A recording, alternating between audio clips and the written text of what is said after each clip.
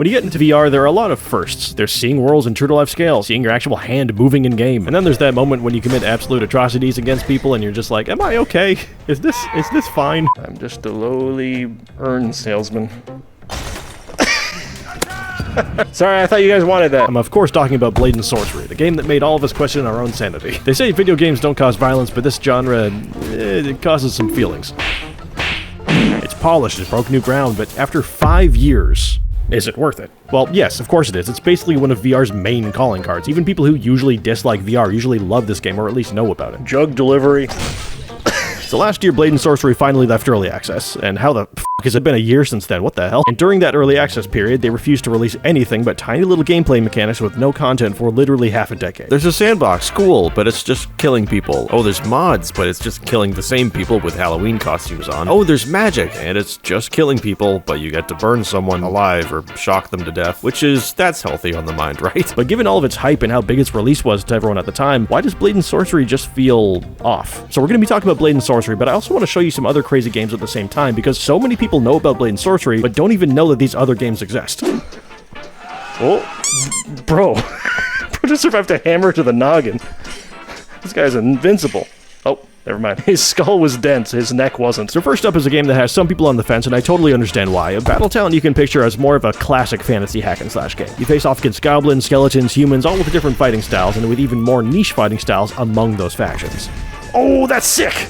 Okay, I like that now. I had to figure out what this thing did. The goblins toss knives or bombs at you, dodge around super quick, and are generally just a super varied force to be reckoned with. Skeletons, however, are generally slower, but way more beefy and protected. That said, they can pretty easily be torn apart and fall into pieces, but then you gotta be careful because then they can reform if you don't double check to make sure they're really dead. The humans fight the way you'd expect, but they also supercharge some of these guys to the point that they're basically anime villains near the end. It's crazy. I've got way more hours in Battle Talent than in Blade and Sorcery, and that's mostly due to just Blade and Sorcery getting a game mode super recently, but mainly the reason why I love this game so much is seriously just the enemy variety. Almost every enemy fights in some different way, and almost every enemy can have a mini-boss variant of itself if you see their eyes glowing red, meaning they can't be knocked over as easily and they have a bit more health. When you play Blade and Sorcery, every enemy is the exact same copy and pasted enemy minus a few little tweaks. Buddy, you good? The later factions get more powerful weapons and armor, and they might attack more frequently, but they just still have the same enemy approaching you like this again and again and again. It's handy for easier enemy prediction, but I just find that it gets boring. Stop, you violated the law. After you've gotten used to the game, the only thing that makes the game an actual challenge anymore is just these dumb enemies surrounding you with their sheer numbers. In Battle Talent, you'll have a goblin dodging your attacks with rolls left and right, a samurai doing air slashes at you, and a giant orc doing a massive lunge at you and spinning his hammer around. It gamifies and stylizes combat so much more that I wind up playing it time and time again, and it never gets old because it's just so much more fun to me to have enemy variety and not just the same person with a different skin. There's a really good number of challenging bosses in this game as well. They even just added another new end boss that is kicking my ass, and I still can't figure out how to get him. This is you and me, buddy. Okay, here it is. This is it. Oh, jeez, okay. But here's what Blade and Sorcery did in 5 years, and hold on, slight spoilers ahead. There's one boss in the entire game. What? You just fight the same boss over and over again. That's it. They took 5 years to make a dungeon crawler roguelike with one boss. And don't get me wrong, again, the game is fun. You actually have skill progression, and that boss fight is amazing. You jump onto a huge rock golem, you ride him, and then you have to beat off his crystals, and that doesn't sound right. Part of why this game had so much initial hype that kind of died down after release is because of this boss. This is the first boss you fight. I feel powerful. That sets the tone for essentially the easiest boss. Where's it gonna go from here? And now every time you go for a new boss battle, it's the same enemy again and again and again. It loses its magic immediately. They make the boss a little bit harder, he gets a face beam, stuff like that, whatever. But it's still the same boss. But I just can't help but feel like this game still isn't complete. But why? Well, I mentioned earlier there were gonna be slight spoilers ahead, but in all honesty, minus one or two minor surprises in the campaign, there's just not any story, at least not directly. Any story in the game is simply told to you through lore drops of letters between random characters that we never meet. Ooh, it's got like papery physics. Doing a lore-only story is putting all of the responsibility in the hands of the player, so you don't have to do any voice directing, pacing, or anything really. It's lazy storytelling. It's not zero effort, don't get me wrong, but this is the equivalent to prepping for a D&D campaign but never actually playing, because lore works as an accessory to story, not as a replacement for it. You meet one voice-acted shopkeeper, which is great. This guy's quite friendly for someone that he just met. It's like, hey, I trust you implicitly forever. You're gonna go out there and kill some other guys who are looking for this stuff, but for some reason I trust you specifically. But then you just fight the same old copy and pasted enemies from early access that we've already been fighting for 5 years.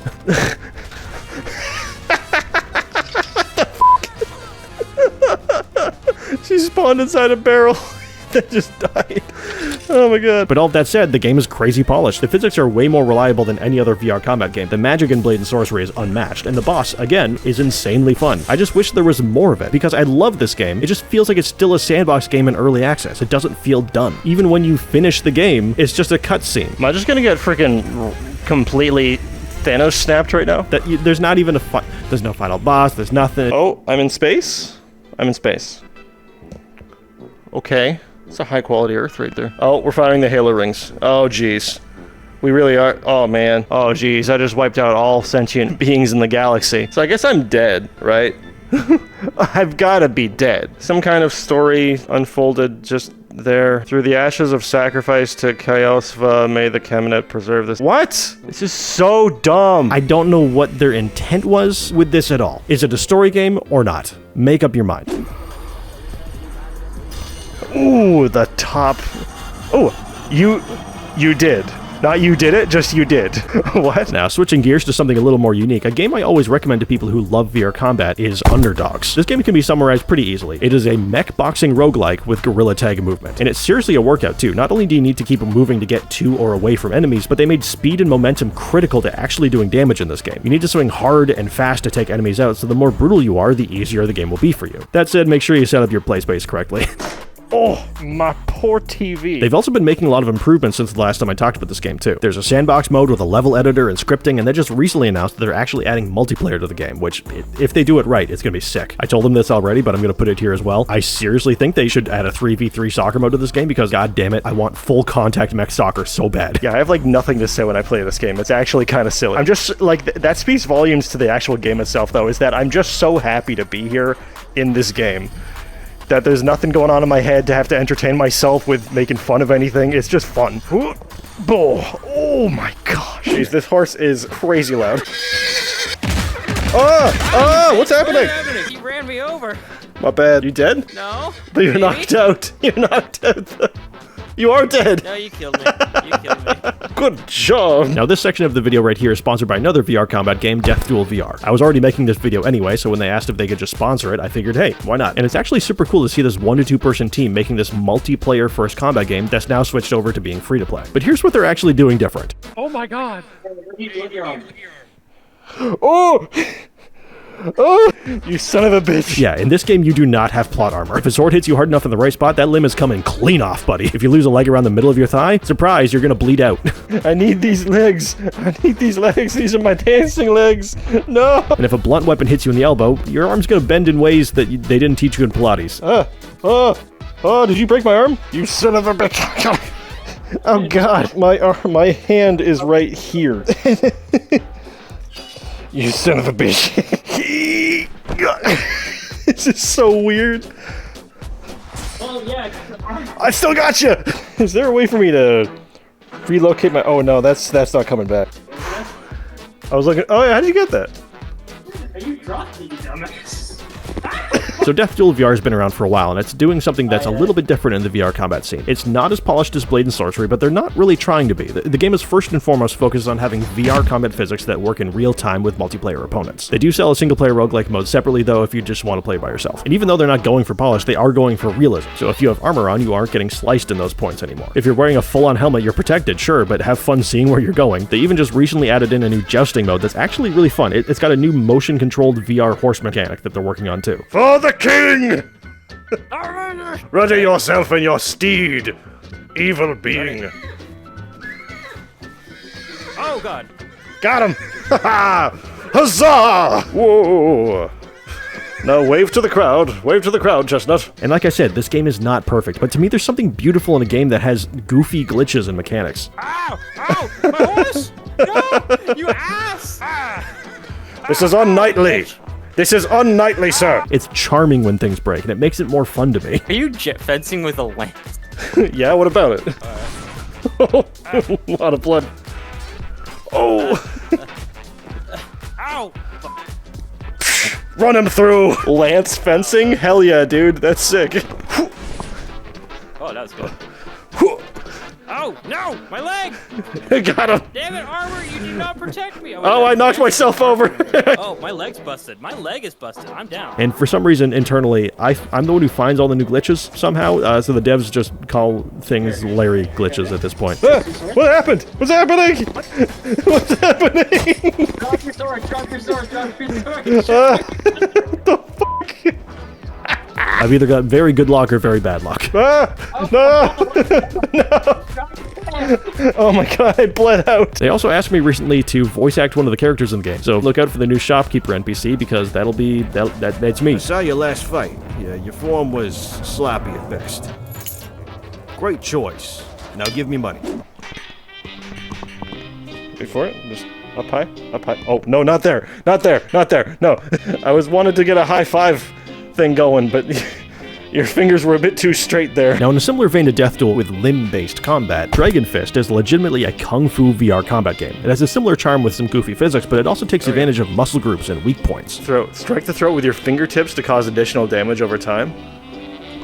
The punch or palm strike to do additional damage.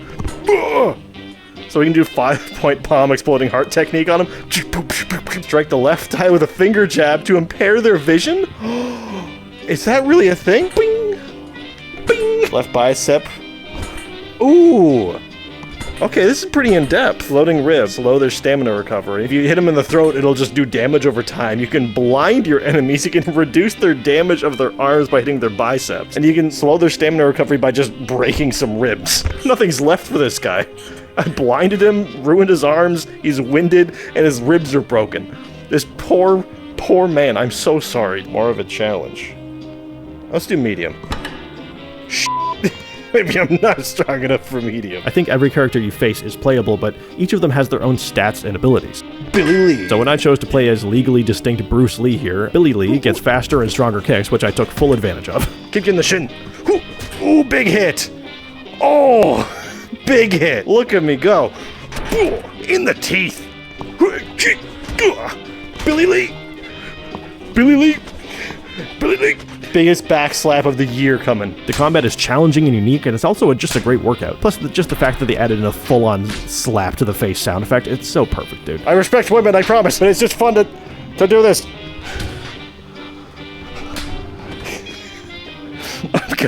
I'm gonna get demonetized, guys. That was impressive. Oh, +5 dash impact, ether shard, shard of guile. Now